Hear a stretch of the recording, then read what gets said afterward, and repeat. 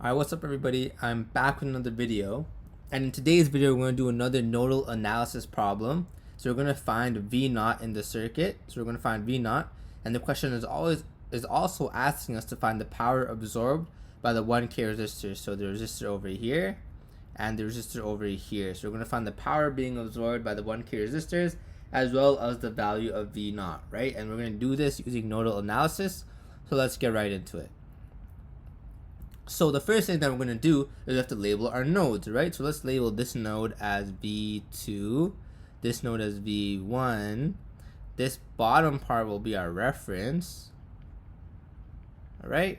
Our reference node. So when we know in our reference node, this is always going to be 0 volts coming through here.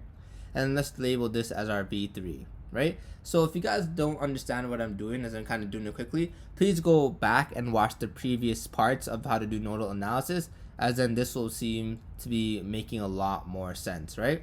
So now going on with the problem, we have to find out what V naught is. And we know that V naught is essentially equal to V2. And why is V naught equal to V2? Well, if we follow V2 down here across V naught, we know that it's connected to the reference node, right? So V2 is directly connected to the reference node. Therefore, we can determine that V naught, the plus side of the reference node technically, so the plus side over here is equal to V naught, right? Or equal to V2, I'm sorry. So V2 is also this node over here. So V2 is equal to V naught, as this is all connected in series, and V2 is directly connected to a reference node, right? So therefore we can determine that V naught is equal to V2. You can also determine that V1 is equal to 12 volts. And why can we do that? Because V1 is directly connected to this reference node over here. Therefore, we can determine that V1 is equal to 12 volts because the positive end of the 12 volts is connected to V1, right? So V1 is equal to 12 volts, right? So now we have two things over there automatically. So now let's go ahead and try and solve our equation for nodal analysis using V2, right? And look at the V2 node and analyze it to try and solve for V naught, right? So let's see what the equation we get. So if we look at this node over here, V2, we know that 2 milliamps is coming in, right? So we're going to use KCL. You know that 2 milliamps is coming in into the node. So let's do entering. Let's do entering is equal to positive, and leaving is equal to negative, right? So let's go ahead and do that. So we know entering is 2 milliamps, right? So 2 milliamps is coming into this node. So we're going to do 2 milliamps. And then we know that the current's going to come 1 over here, and we have I1 over here, right? So we have I1 and we have I2, right? Let's have two currents over here. Now, what is I1 equal to? We know that it's leaving, so it's negative, so it's a minus.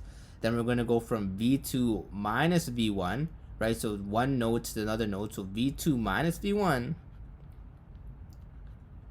over, and we have a 1K resistor right here. Then we have minus again, and we have V2 minus the reference node, which is just V2 minus 0, which is essentially just V2. And we have over here, sorry, it's kind of blocked, but we have over here a 2 kiloohm resistor, right? So we're going to have V2 over 2K.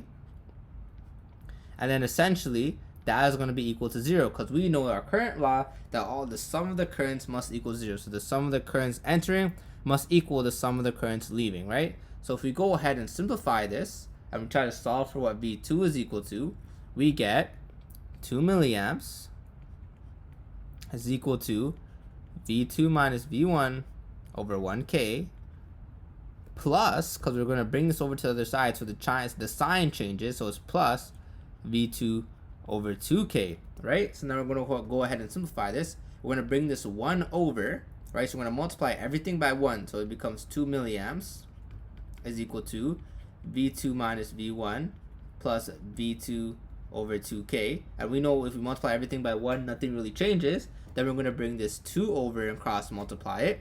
So then we're going to get 4 milliamps is equal to, and then we're going to multiply this whole section by 2, right? So 2 goes into everything on the right side of the equation. So 2 times V2 is 2V2 minus 2V1, and then it's 2 times V2 divided by 2. So ultimately the 2's cancel out, right? So ultimately it'll be like this. So we're going to multiply by 2, and then these 2 cancel out. So all we're left with is just plus V2, right? So then our final equation is going to be 4 milliamps is equal to 3V2 minus 2 v1, right? And then that is our equation, right?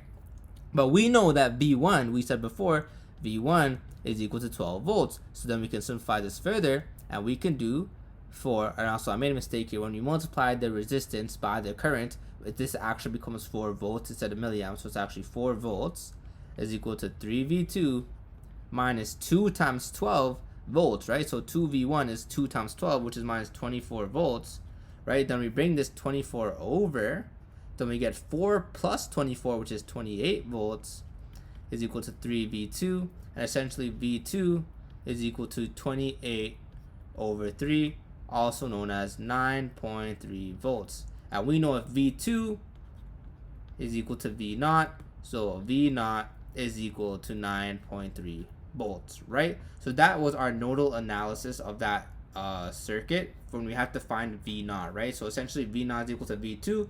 So once we find v2, we can determine v naught, and then we can determine that it was 28 over 3 volts, or also known as 9.3 volts, right? So now let's go ahead and try and find out what the power absorbed by the 1K resistors are.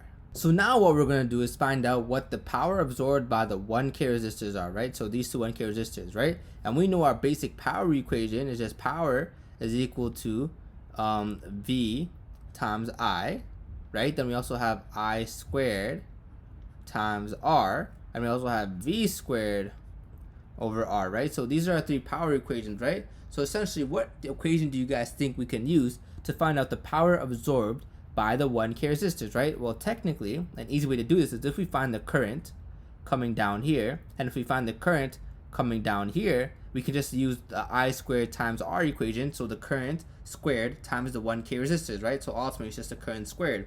So if we figure out how to find these two currents, we're able to easily find the power absorbed by the 1K resistor, right? So let's do the easy one first. How do we find the current going from V2 to V1 here, right? Well, we know that current is equal to V over R. More specifically, the change in voltage over R, right? So we know after using nodal analysis, we can just do that the current I1, let's call this I1, we know that I1 is equal to V2 minus V1 over the 1K resistor, right? And then that is how we can find the current. Well, we know what V2 and V1 are both are, right? Well, we know that V2 is 9.3 volts minus V1 is 12 volts. And then we're going to divide all that by 1K. And then let's see what we get. Well, we get that this is equal to negative 2.7 amps, right? Milliamps, right? Negative 2.7 milliamps, right? So we know the current I1 is negative 2.7 milliamps. Well, how do we find the power absorbed by the 1K resistor? If we put a plus minus here, or passive sign convention, because current always enters the positive node first, well, we know we can use this equation, I squared times R, right? So we know that the power of the 1K resistor is equal to I squared times R, which is essentially 2.7, well, negative 2.7 squared times 1K. And essentially what we get is, if we can use our mathematics, is 7.29 watts absorbed, right?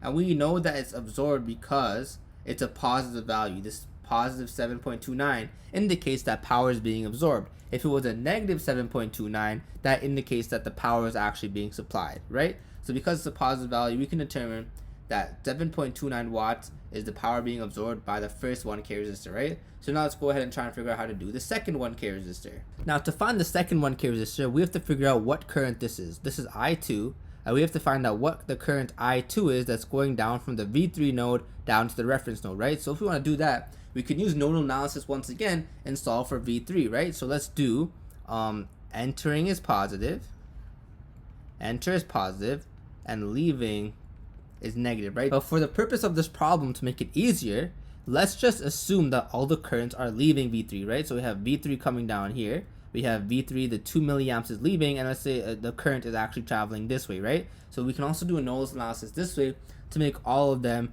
negative, right? So essentially it can become, or actually let's just change this. So let's just change this to where entering is actually the negative and leaving is the positive, right? To make this situation easier for us. So we can do V3 minus V2, but we know that this is equal to 2 milliamps, right? It's leaving because it's already calculated for us.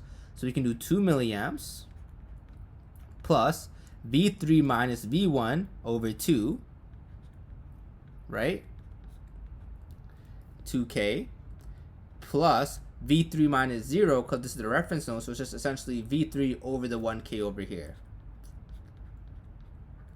And then this is equal to 0. Well, now we have another nodal analysis equation, and now we can solve for what V3 is equal to. So let's go ahead and do that. Go ahead and simplify it, right? So we have a 2 on the denominator over here. So if we multiply everything by 2 in this equation, the resistor times the current results in 4 volts, plus the 2's over here cancel out, so it's just V3 minus V1. Then this 2 goes over here, so it's just plus 2V3 is equal to 0, right? And then this is also a 1K over here, but the 1K, if we multiply everything by 1, everything just stays the same. So ultimately our final equation is just 4 volts, right? It'll be 4 volts plus V3 minus V1 plus 2V3 is equal to 0. If we simplify this further, it becomes 4 volts plus 3V3 minus V1 is equal to 0. And we know that V1 is equal to 12 volts, so right? So we could do 4 volts and minus 12 volts, which is then negative 8 volts.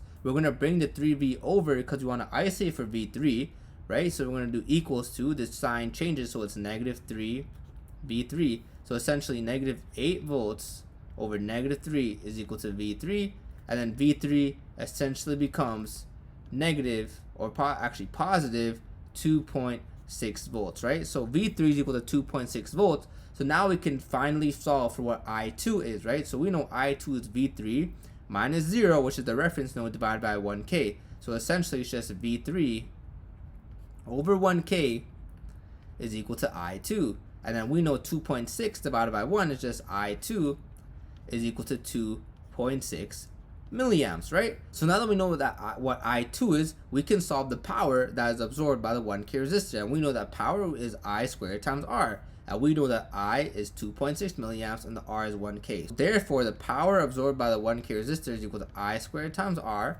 We know I is 2.6 milliamps, right? So it's 2.6 squared times 1. And essentially the power absorbed by the 1K resistor is then 6.76 watts, right? So therefore that is the power absorbed by the second 1K resistor, and that is how you solve this problem using nodal analysis. If you guys understood and enjoyed, please make sure to like, comment, share, and subscribe. If you guys have any questions or concerns, please comment down below or email me at sharranacademy@gmail.com. And if you guys want me to cover any more specific problems or concepts, please comment down below and I'll make sure to make a video on it as soon as possible. Thanks for watching, guys.